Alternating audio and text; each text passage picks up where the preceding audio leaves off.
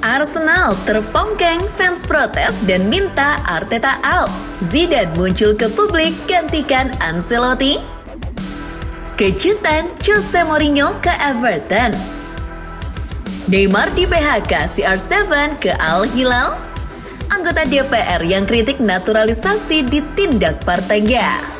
Halo football lovers, jangan lupa subscribe dan nyalakan lonceng notifikasi untuk terus mendapatkan berita seputar dunia sepak bola terbaru spesial untuk Anda. Kaos spesial dari Starting Eleven, merchandise edisi Timnas Day. Klik link di deskripsi untuk pre-order ya.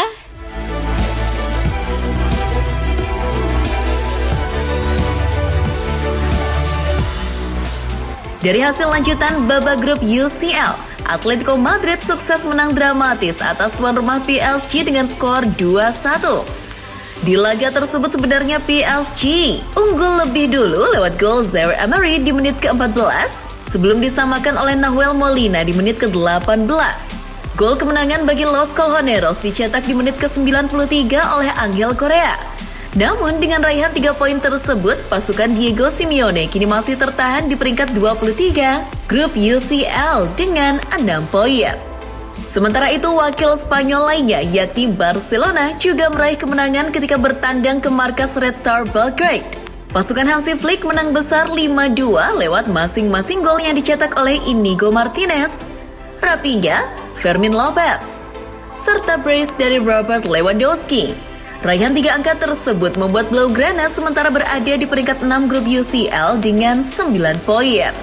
Di laga lainnya, Aston Villa mengalami kekalahan pertamanya di UCL musim ini atas tuan rumah Club Brugge 1-0. Gol sematawayang dari Club Brugge dicetak oleh Hans Vanaken di menit ke-52 lewat titik putih. Hasil tersebut membuat pasukan Unai Emery turun ke peringkat 8 grup UCL dengan 9 poin. Wakil Inggris lainnya, Arsenal juga menderita kekalahan pertamanya di UCL musim ini saat bertandang ke markas Inter Milan. Pasukan Arteta menyerah 1-0 di laga tersebut lewat gol penalti Hakan Calhanoglu di menit ke-48. The Gunners sementara berada di peringkat 12 grup UCL dengan 7 poin. Sementara Nerazzurri naik ke posisi 5 dengan koleksi 10 poin. Selain Inter, wakil Italia lainnya, Atalanta juga sukses meraih poin penuh saat bertandang ke markas VfB Stuttgart dengan skor 2-0. 2 gol Ladea dicetak masing-masing oleh Ademola Lookman di menit ke-51 dan Nicolo Zaniolo di menit ke-88. Hasil positif tersebut membuat anak asuh Gasperini sementara naik ke peringkat 9 grup UCL dengan poin 8. Lain halnya dengan Stuttgart, wakil Jerman lainnya Bayern Munchen justru meraih kemenangan saat menjamu tamunya Benfica. Gol satu-satunya dari Die Rotten dicetak oleh Jamal Musiala di menit ke-67. Meski meraih 3 poin, klub besutan Vincent Kompany tersebut sementara masih berada di peringkat 17 grup UCL dengan koleksi 6 poin. Laga Munchen versus Benfica tersebut sendiri ternyata sempat ditunda. Mengutip Gol, laga tersebut tertunda selama 15 menit. Laga yang semula dijadwalkan dimulai pada pukul 8.00 malam harus mundur hingga pukul 8:15 malam. Hal itu dikarenakan terjadi kerusakan pada kotak sinyal di sistem kereta bawah tanah kota. Kerusakan tersebut mempengaruhi kereta yang menuju Allianz Arena yang sebagian besar penumpangnya adalah fans Benfica. Situasi ini membuat satu stasiun dievakuasi. Fans Benfica geram dan membuat onar di stasiun tersebut karena merasa dirugikan padahal sudah membeli tiket. Mereka pun akhirnya diangkut lewat transportasi darat yang menuju Allianz Arena. Sama halnya dengan fans Benfica, fans Arsenal juga marah-marah ketika klubnya dianggap dicurangi oleh keputusan kontroversial wasit Istvan Kovac di laga melawan Inter Milan. Dilansir Gol, fans The Gunners menuding wasit berlaku tidak adil karena memberikan penalti pada handball Mikel Merino, tapi tidak memberikan pelanggaran terhadap Jan Sommer yang sebelumnya meninju dengan sengaja kepala Merino. Fans meriam London yang muak dengan keputusan wasit mengancam akan melaporkan kecurangan tersebut ke UEFA. Masih dari laga UCL semalam, dilansir Football Espana, bek muda Barcelona, Pau Cubarsí dilaporkan telah mengalami cedera di laga melawan Red Star Belgrade. setelah mengalami benturan di babak kedua. Ia pun harus digantikan oleh Sergi Dominguez. Cubarsí dilaporkan mengalami 10 jahitan di wajahnya karena banyaknya darah yang keluar. Meski diperkirakan cederanya tidak serius, namun Blaugrana ketar-ketir jika harus kehilangan bek andalanya tersebut. Pasalnya, stok bek tengah mereka mulai menipis. Beralih ke kabar dari sepak bola Inggris. Mengutip Goal, klub-klub di Liga Inggris dilaporkan meminta jatah kompensasi jika Manchester City terbukti bersalah atas 115 dugaan pelanggaran peraturan keuangan. Klub-klub Liga Inggris tersebut sepakat akan mengambil tindakan terhadap hilangnya pendapatan mereka gara-gara ulah City. Klub-klub tersebut berdalih memiliki hak untuk menuntut ganti rugi.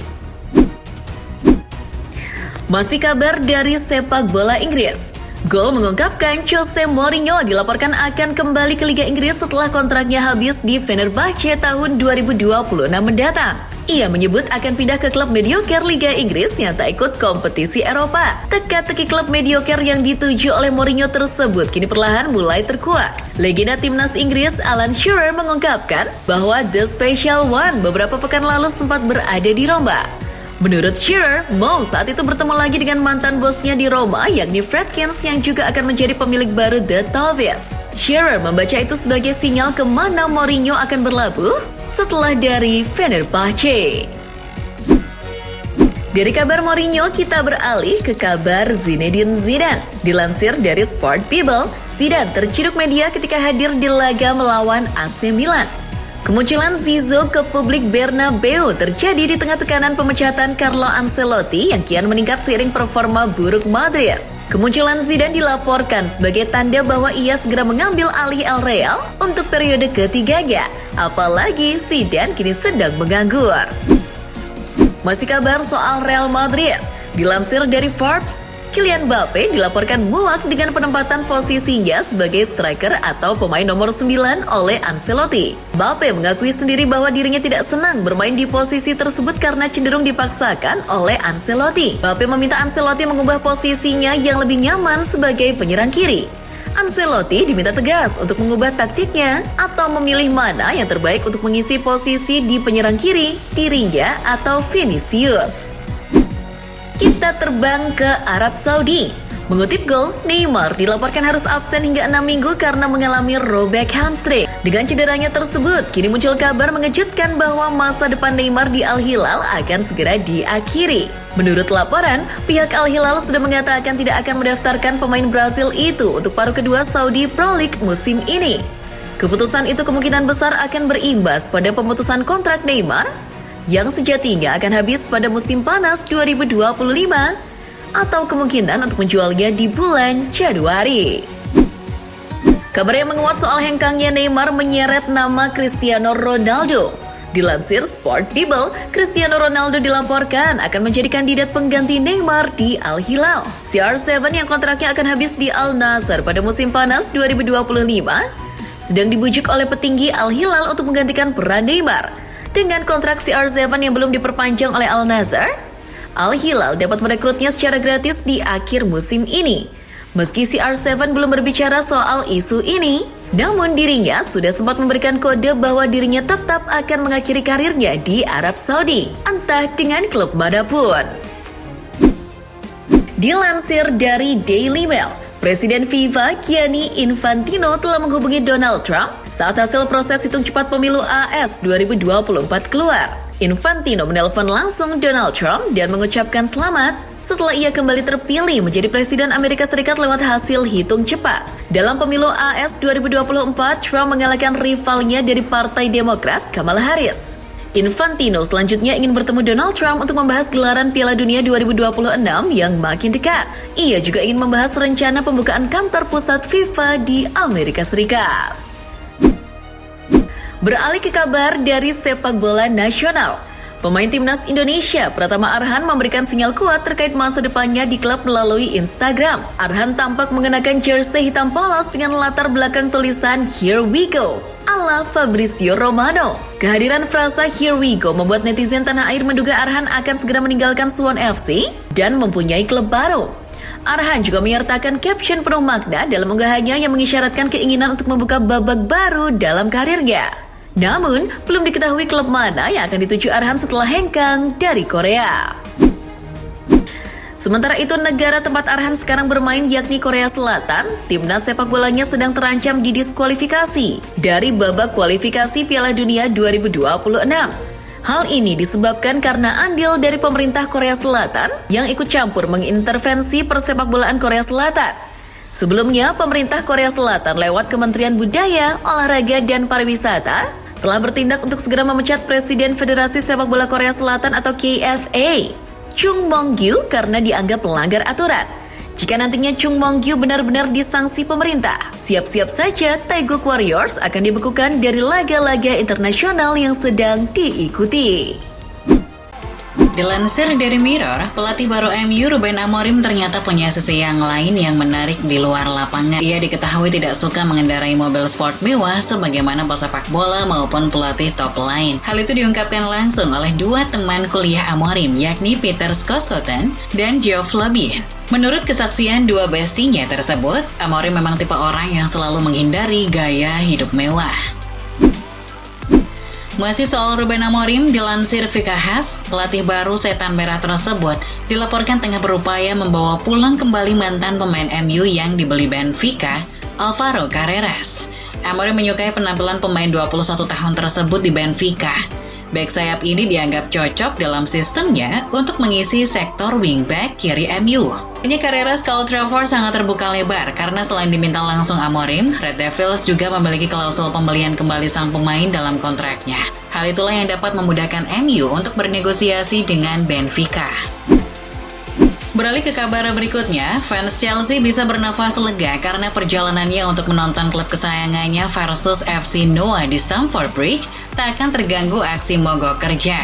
Dilansir dari The Sun, Serikat Pekerja Kereta Bawah Tanah London merencanakan aksi mogok kerja pada hari Kamis. Sebagian besar fans Chelsea yang akan pergi ke Stamford Bridge menonton laga via kereta bawah tanah pun resah karena harus mencari alternatif perjalanan lain yang lebih mahal.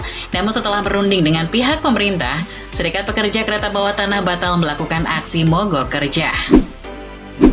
Lanjut ke kabar berikutnya yang datang dari Erling Haaland. Dilansir Goal, Erling Haaland kena troll oleh akun medsos Swedia setelah tak berkutik melawan Sporting. Sebelum laga, akun X Champions League membandingkan rekor gol antara penyerang Sporting, Victor Gyökeres, dengan Erling Haaland. Namun pasca laga, akun medsos X dari Swedia yang notabene negara asal Gyökeres, @SpanxFootball, membalas akun X @Champions League tersebut dengan menulis kembali total jumlah gol Gyökeres yang makin bertambah dan lebih banyak dari Haaland.